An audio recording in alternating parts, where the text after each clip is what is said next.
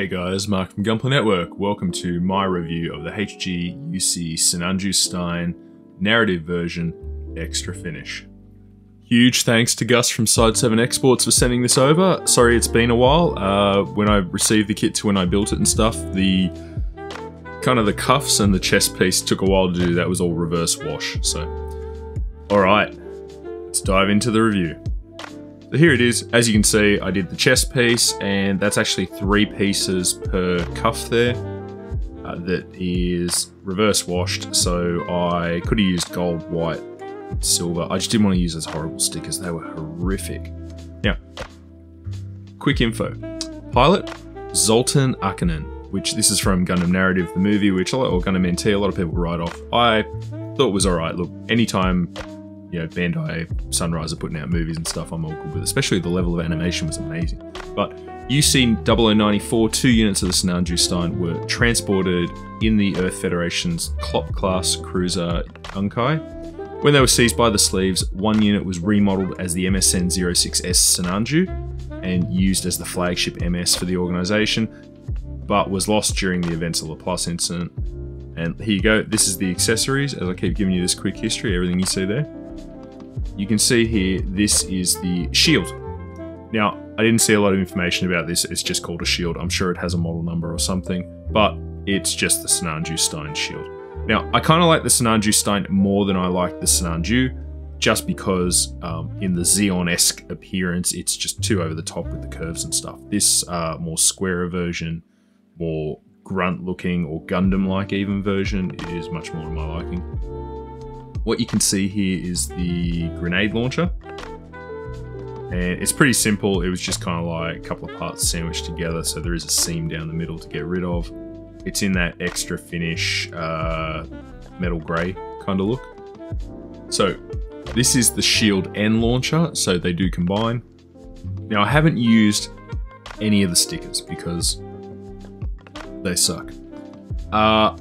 I went for no stickers on this kit. I haven't panel lined yet. I'm gonna have to use pens for that because I don't want to gloss coat and use the enamel washes that I typically do. So it'll just take me a bit longer to do it. But if you put in a little bit of extra detail, there are plenty of lines on the kit. And maybe even if you cut around the stickers, the only problem is because being the extra finish, I don't want to gloss coat over the top of it or anything. One thing to watch out for. This is the beam sabers with effect parts. Now the beam sabers are actually pretty cool. They're little round ones, details on them, and they are stored in the forearms. Unfortunately, no transformation. It's actually a piece that pops off, but pretty cool. I like the yellow beam sabers, and we don't usually get beam sabers with Xeon suits for the most part. Okay, so this is now called the high beam rifle.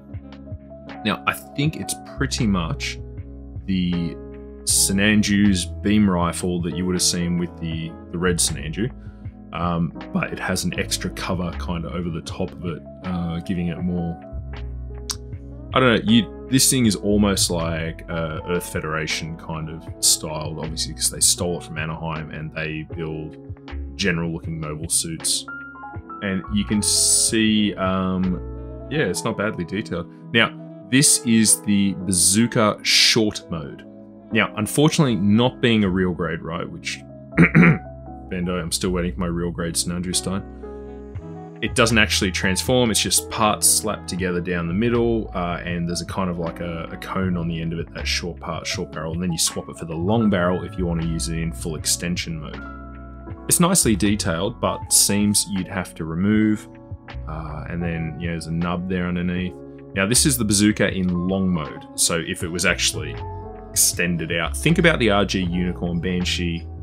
They came with the bazookas, and those bazookas actually slide and transform. That's what they had the mold for it. They should have just copied that. Okay, so this is now the bazooka on rifle, and I'm not even sure what this mode was called. I couldn't see anything about it, but it kicks ass. It is huge though. I don't know if the kit is going to hold this up. Here are your hands. Now, you do get enough covers for everything bar one. So, if you're just playing around with poses, you'll have to remember that one of them doesn't have it, and you'll have to swap a hand cover. Not too hard to pull off. Onto this one. So, you do get 2 closed fists, 2 holding hands, a trigger finger, and an open expressive hand. Not bad. I mean, much better than what we actually got with the Sinanju, the RG. Alrighty, articulation. Now, being the high grade, it's not as bad to touch as the real grade was. Not that the real grade is like, you know, a grenade or anything, but it is a bit more, you know, you have to be gentle with it. So, the eyes are a sticker here. I didn't reverse wash the eyes because they're so small. They're literally just slits there. Oh, and then the head covers come off. Yeah, that just goes back on there. So the head has kind of like a bit of a double joint in it. So it moves up, down, you can look, you can turn it. But obviously being a tight collar up there, you can't turn it all the way. The arms will go all the way around just on a peg and joint. Now, they don't really move up as far. I was kind of surprised about that, and it's just because of these huge shoulder pieces. They won't do like a Gundam last pose or anything. So, and you do have that extra side cover piece in there. You do get a decent bend though, and that's just kind of like polycap joint stuff. We'll twist all the way around on the peg.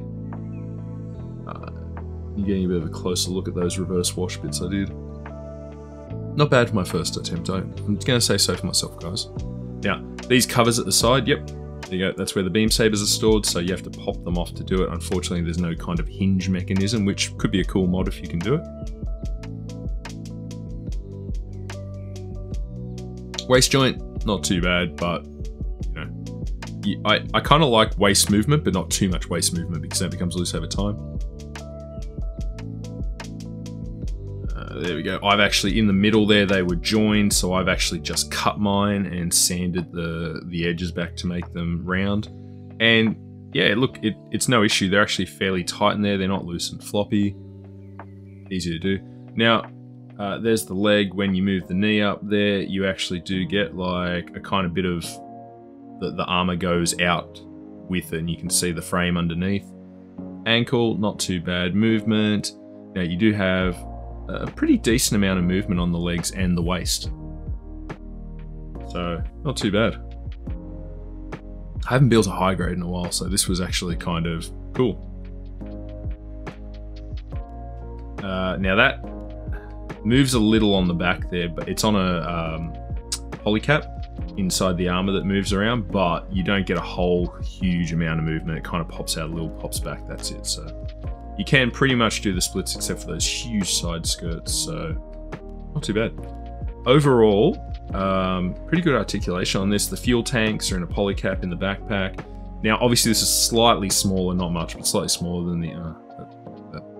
That's kind of just held in there like it clicks in place. It doesn't move, unfortunately.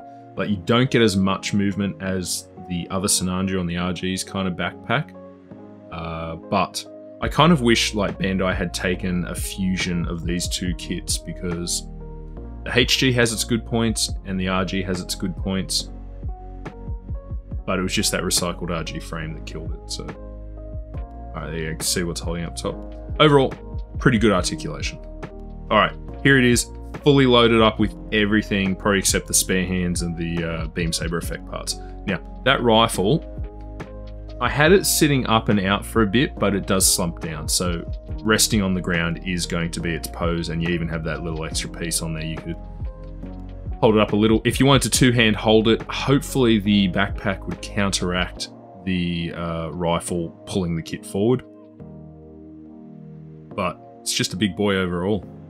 Another action pose. So like I said, if you wanted to kind of use the shield or the arm to help get it lifted up, here in the air, I had it spinning for about 10 minutes. It didn't drop its pose. I don't know what they'll do over time. Obviously, the joints will loosen up unless you tighten them up with some paint or some clear coat or something.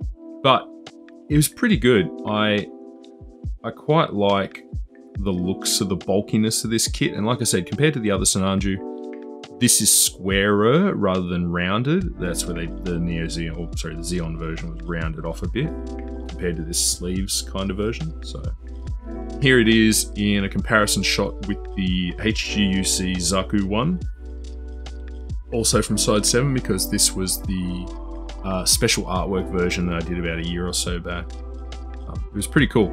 I quite liked it, but that's kind of showing you, you know, early UC 0078, 79. and then all the way up to UC 0097, how big the difference was. Obviously in Hathaway's Flash they got even bigger than this, but yeah, good size comparison. I'm building a little Xeon collection over here in HGs. Here it is with the RG Sinanju, so you can kind of see the bulk side by side. They're similarly sized, but obviously the RG Sinanju is very much more detailed. This is also the metallic coating version, so they're both finish. Now, the only real kind of annoyance is you'll see, like, I obviously had to reverse wash my parts for the chest and stuff, whereas the shield and the other one on this RG, like the cuffs, the chest piece, that was all like a gold push through kind of two-piece situation. So if you wanted to change colors, it was a lot easier, but I'm guessing the pricing was a fair bit cheaper. So yeah, that's a good, even so you can see how much the Sinanju Stein was pretty big, but then the Sinanju got even bigger once the Xeon guys put more on it. Another action pose, this time in the air with the bazooka instead of the rifle bazooka. It was pretty fun to play with. It doesn't fall apart too easily. Yes, you have to put a little bit of extra work in to make this thing look just, you know, pop apart from the extra finish, but it's well worth it. And yes, I should have removed the seam line on the cuffs. I didn't have a huge amount of time. Alright guys, that brings us to the end of the review, and another pose with the beam sabers out, like he's dual wielding. Look, I'm gonna say, yeah, I do like the kit. I think it's well worth it. I think you should pick this up. I believe these are just, it's a Gundam base, so you can get these from Side 7 whenever, as long as Gundam base have them in stock. And I think it's definitely very well, especially if you don't paint kits. This only needs a little work to make it look good. Otherwise, out of box, if you don't mind the stickers, go for it. Otherwise, thanks for joining me, guys. Leave a comment, like, subscribe to the channel. Let us know what you're working on, and keep building.